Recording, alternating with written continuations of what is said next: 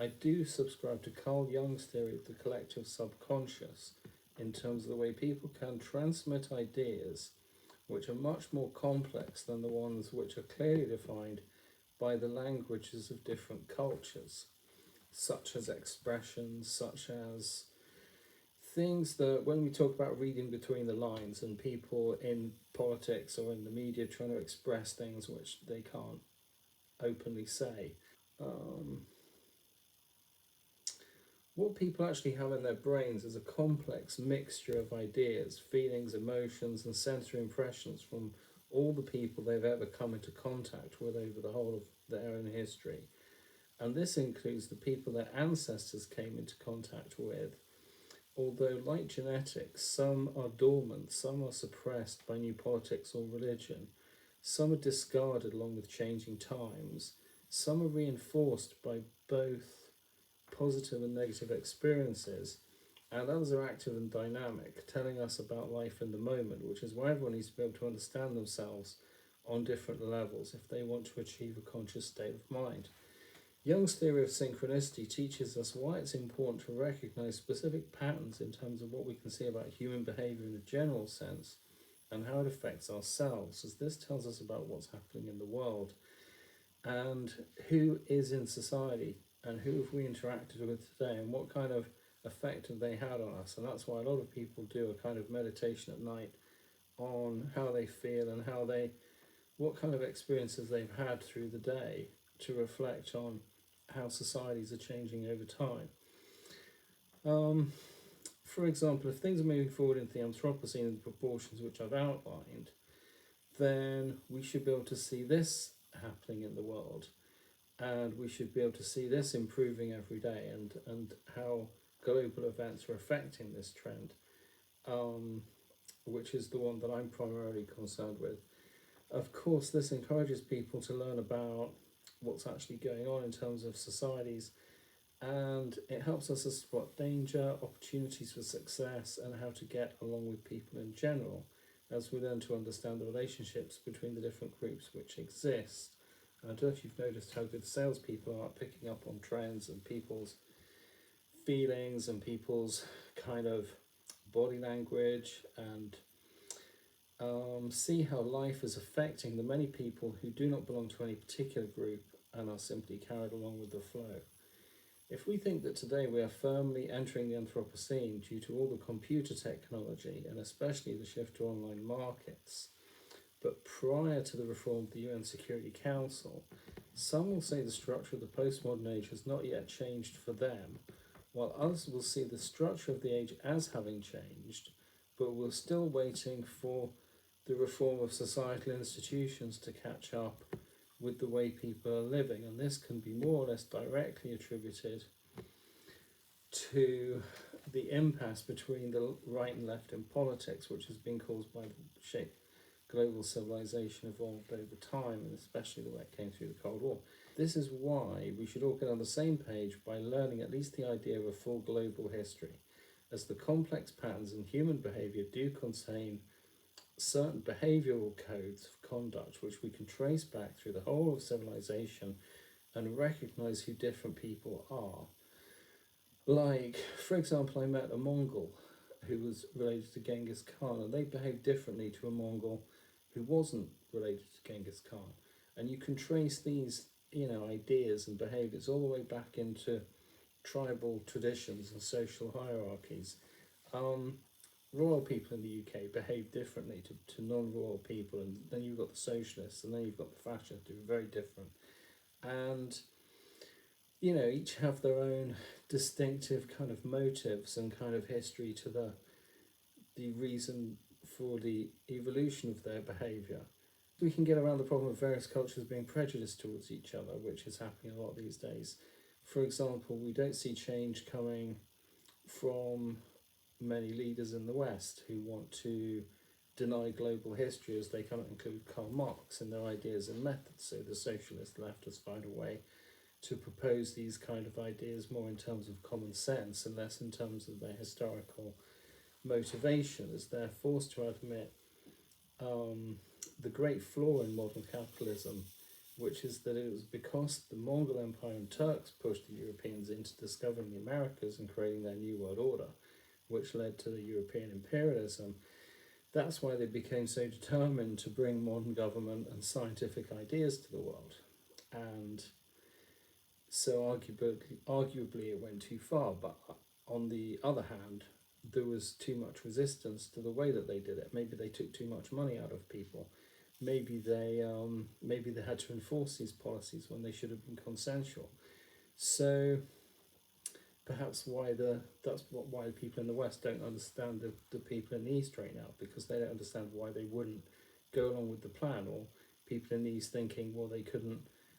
adapt enough to the plan which was in the Western hands, and if it had been the East doing the industrialization, then things would have been different, and then maybe the West wouldn't have understood. So from history we can see it's all linked to the imperative to succeed, and that's what created all these empires, but it's also what caused their downfall, as they were effectively operating from false centres, as all empires have been over time, or locus of centralised control, geographically speaking, given that humans in general evolved out of Africa. So as the way the situation emerged out of the collapse of the European empires into the postmodern age, it's seen in the West more of a subsequent case of collapse leading to internal reform, while the communist bloc tried to create something different in the form of an alternative during the Cold War. And this is what the West did not understand about communism during the Cold War, because they represented that alternative that the Eastern side couldn't have during the period of imperialism. So, however, if we know the whole of history, we can understand both paradigms in terms of the greater whole by seeing how the situation came into existence over time, which is something which has always been possible from the educated perspective, but it's been difficult to share this around. But now with the internet, it's easily transmittable due to computer systems. Hence, people can now keep up with the times simply by logging on and getting the latest update in their field of interest. As when the brain learns, it makes new neural connections which generate hypotheses, which we can then develop and test according to the real world, while we can also see how dysfunctional behaviour is caused by shocks which people didn't understand or process or interpret, but which we can understand were in turn caused by dysfunctional behaviour in themselves. So hence we can assimilate and integrate knowledge in a way that we can choose, we can decide what's functional, what's dysfunctional, and we can choose to learn from certain things and ignore others, and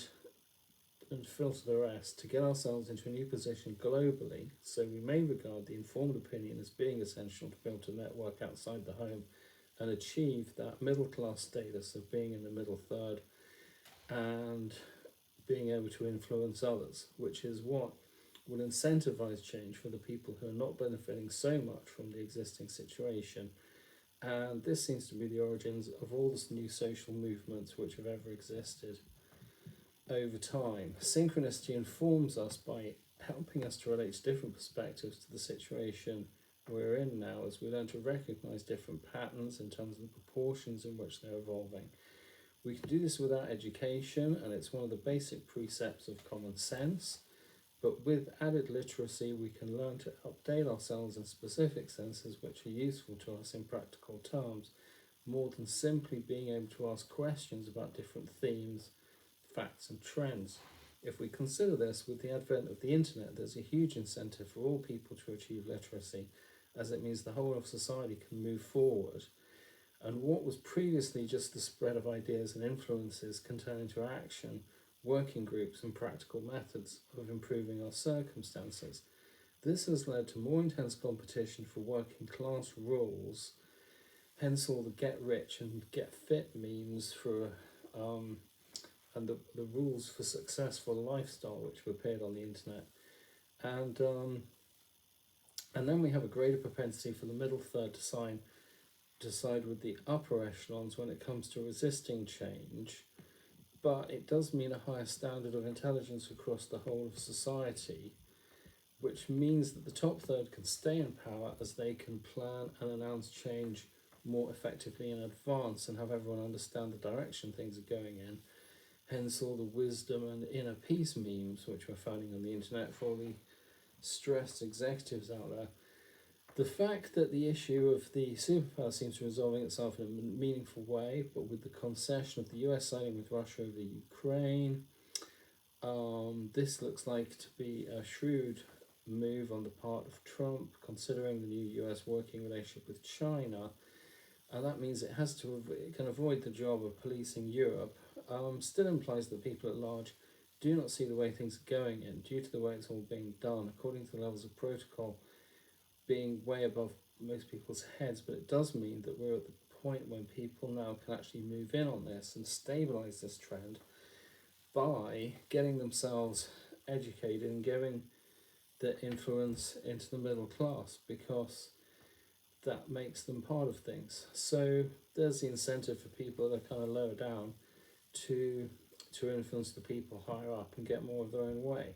whereas the people who are higher up have no incentive to really influence the people lower down. As we see how to identify meaningful coincidences and build our own theories about how the situation is evolving, we see patterns in the world which become clearer as our brains work out what they relate to in reality. Hence, it is logical for people today to realise that when the ancient people lived in societies that had much less contact, then people were not really able to work out what was happening in the world, as there were many subsequent upheavals in terms of empires and religions. So people will not really expect to be able to see any kind of long-term anything. But now we're living in the final nations. The reality of the situation is that we can build sustainable economies and plan for the future at the expense of maybe altercations between societies periodically occurring. If we learn from the Ukraine war, people should be capable of avoiding this type of conflict in the future, with the internet and satellites providing an overview to enable people to see things as they occur in real time. And with the long-term history of the situation enabling governments, it should be possible to avoid problems with progress which have occurred because people did not understand each other. How this affects us then on a personal level, as I said before, things would seem to have logically moved on from the idea of finding the right direction for ourselves, as proposed by the French philosopher Bruno Latour, because of the way periods of philosophy evolve in general, along with the structure of the age. If we consider the shift from structuralism to post-structuralism, which I mentioned in video 13 on the postmodern age, and Bruno Latour as being the culmination of society as being made up of individuals in the West, so that is those individuals who were seen more as individuals by broader systems of power during post-structuralism, as opposed to the collectivism arising out of the old Soviet bloc in the sense of counterbalancing it. Where does society have to go from there? As we can see, the new trend has been emerging since the end of the Cold War is one, rather than being a polarized mystery, the relationship between the superpowers can be seen acting as a general indicator of the direction of global societies. We can see more about how it's evolving. So it is not just a case of having absorbed a problem through education and transmitted this into society. This has been accompanied by progress in real political economy. And so we've come through the phase of questioning border systems of power, which occurred after post-structuralism, through the time of Bruno Latour, whereby we can see the right and left now in politics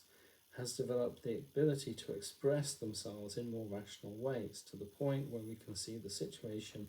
as not just having evolved out of history in the general sense, or being something that we can now find our own sense of direction within, but something which has specifically evolved in the sense of the postmodern age and the UN system, and which is at a particular point in terms of its state of affairs. So it would be rational to assume the fashion now in philosophy would be to not just to question individuals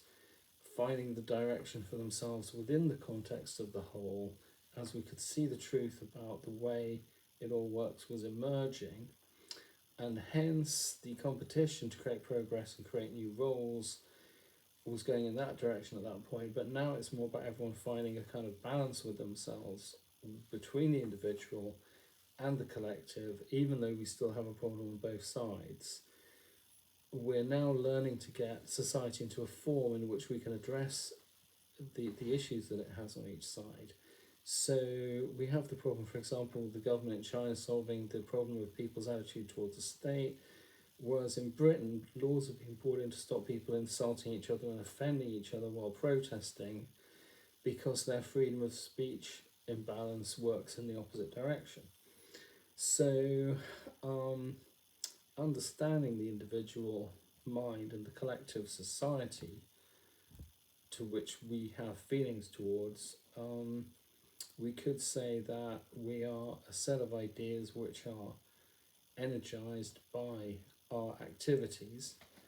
and we can see, so on the one hand, a reform to the individual and its structure of ideas, and then on the other side, the our attitude towards society and the way that we treat other people because of the relationships this engenders. We still have to deal with the actual people in practical terms of understanding the whole and the individual in a new sense, bringing freedom, a new sense of norms, and a new sense of freedom in terms of directions in general, in the sense of moving from being trapped in the three-dimensional flow of events to being able to see what's happening, and thus being able to operate in four-dimensional time, in which we're in control of our direction within the context of the whole, in a more immediate, spontaneous way. However, we still have a certain amount of people trapped in lives that they never wanted, which is something that we must work towards freeing them by enabling them to understand how the real world works and achieving at least intellectual equality with other people who may regard them as a resource to exploit owing to their dependent state. So that is bearing in mind the need to maintain our own personal integrity in terms of how we conduct ourselves as a society. So, as Richard Mankiewicz said in The History of Mathematics, the periods in maths and physics generally correlate with the models that we have of the solar systems and stars. So to that I may add that ultimately we must quantify everything we know in terms of our understanding of the universe, as that is the constant by which we can measure our progress in accordance with reality. So now we're at a point where we may consider that there is a whole, and we have proper theories on the universe, but while there is a general consensus on the direction that we're going in, we're still very much living in a state of moral relativism, in the sense that different social systems and societies in general possess very different truths based on their own standpoint and history. And hence we can see ourselves going into an overall phase where we're healing the problems which have arisen due to the way the shape of the world civilizations have emerged throughout the Holocene, or what we now call having emerged from history, and into the Anthropocene, where now we're obviously trying to live more in the present, due to the interconnectedness of everything and the speed of events causing a state of continual change or paradigm shift. So this now includes a choice of religion, political expression, the environment, everything like that, as it implies a type of synthesis of right and left in the individual as we learn to see ourselves more in terms of the whole. So hence, in this period, people are learning to see the right direction for themselves in the light of the whole. And so from the educated perspective or source of ideas, we can see the fact that it's ever so slightly a halfway step forward from the time of Bruno Latour, as we can see that we have the issue of the proportions in which it's all evolving in, coming into play in a more conscious sense. I hope these videos have helped you to understand the way in which it's all happening. Please like, share and subscribe.